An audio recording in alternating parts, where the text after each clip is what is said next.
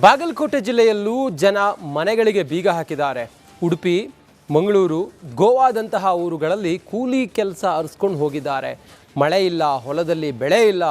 ಗುಳೇದಗುಡ್ಡ ಹಾಗೂ ಬದಾಮಿ ಭಾಗದಲ್ಲಿ ಲಿಂಗಾಪುರ, ಕರಡಿಗುಡ್ಡ, ತೆಗ್ಗಿ, ಹಂಪನೂರು, ಮುತ್ತಲಗೇರಿ ಸೇರಿದಂತೆ 15ಕ್ಕೂ ಅಧಿಕ ಗ್ರಾಮಗಳಲ್ಲಿ ಜನ ವಲಸೆ ಹೋಗಿದ್ದಾರೆ. ಗ್ರಾಮದಲ್ಲಿ ಸ್ಮಶಾನ ಮೌನ ಆವರಿಸಿದೆ. ಬಾಗಲಕೋಟೆ ಜಿಲ್ಲೆಯಲ್ಲಿ ಇವತ್ತಿನ ದಿವಸ ಏನು ಈ ವರ್ಷದಲ್ಲಿ ಮುಂಗಾರು ಹಂಗಾಮಿನಲ್ಲಿ ಮಳೆ ಆಗೋದಕ್ಕೋಸ್ಕರ ಈಗಾಗಲೇ ಸಾಕಷ್ಟು ರೈತರು ಬಿತ್ತಿದ ಬೆಳೆಯನ್ನು ಕೂಡ ಕೈಗೆ ಸಿಗ್ತಾ ಇಲ್ಲ ಅನ್ನುವಂಥ ಕಾರಣಕ್ಕೋಸ್ಕರ ಸಾಕಷ್ಟು ಏನು ಈಗಾಗಲೇ ಊರುಗಳನ್ನು ಬಿಟ್ಟು ಬೇರೆ ಬೇರೆ ಊರುಗಳಿಗೆ ಗುಳೆ ಹೋಗುವಂಥ ಪರಿಸ್ಥಿತಿ ಬಂದೊದಗಿದೆ. ಹಾಗೆಯೇ ನಾ ಈಗ ಬಾಗಲಕೋಟೆ ಜಿಲ್ಲೆಯ ಗುಳೇದಗುಡ್ಡ ತಾಲೂಕಿನ ಲಿಂಗಾಪುರ ಗ್ರಾಮಕ್ಕೆ ಬಂದಿದ್ದೀನಿ. ಲಿಂಗಾಪುರದಲ್ಲಿ ಇರ್ತಕ್ಕಂಥ ದೃಶ್ಯಾವಳಿಗಳನ್ನು ನಿಮಗೆ ತೋರಿಸ್ತಾ ಇದ್ದೀನಿ. ಈಗಾಗಲೇ ಲಿಂಗಾಪುರ ಗ್ರಾಮದಲ್ಲಿ 300ಕ್ಕಿಂತಲೂ ಹೆಚ್ಚಿನ ಮನೆಗಳು ಕೂಡ ಇಲ್ಲಿವೆ.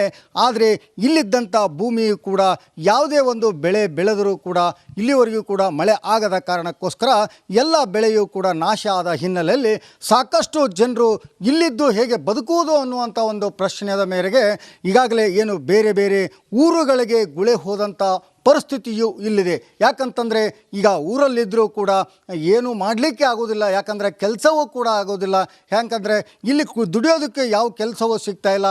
ಹಾಗಾಗಿ ನಾವು ಇಲ್ಲಿ ಎಲ್ಲ ಮನೆಗಳನ್ನು ಕೂಡ ಲಾಕೌಟ್ ಮಾಡೋದ್ರ ಮುಖಾಂತರ ಅವರು ಬೇರೆ ಬೇರೆ ಊರುಗಳಿಗೆ ಅಂದರೆ ಗೋವಾ ಆಗಿರ್ಬೋದು, ಮಂಗಳೂರು ಆಗಿರ್ಬೋದು, ಮತ್ತು ಉಡುಪಿ ಆಗಿರ್ಬೋದು, ಈ ರೀತಿಯಾಗಿ ದುಡಿಯೋದಕ್ಕಂಥ ಬೇರೆ ಬೇರೆ ಊರುಗಳಿಗೆ ತಮ್ಮ ತಮ್ಮ ಫ್ಯಾಮಿಲಿ ಸಮೇತವಾಗಿ ಆ ಊರನ್ನು ಬಿಟ್ಟು ಅಲ್ಲಿ ಹೋಗಿ ದುಡಿಯುವಂಥ ಒಂದು ಪರಿಸ್ಥಿತಿಗೆ ಬಂದೊದಗಿದ್ದಾರೆ. ಯಾಕಂತಂದರೆ ಇಲ್ಲಿ ಇರ್ತಕ್ಕಂಥ ಒಂದು ಬರದ ಛಾಯೆ ಎತ್ತಿ ತೋರಿಸುತ್ತಿರ್ತಕ್ಕಂಥದ್ದು ಕೂಡ ಕಣ್ಣಿಗೆ ಕಾಣ್ತಾ ಇದೆ.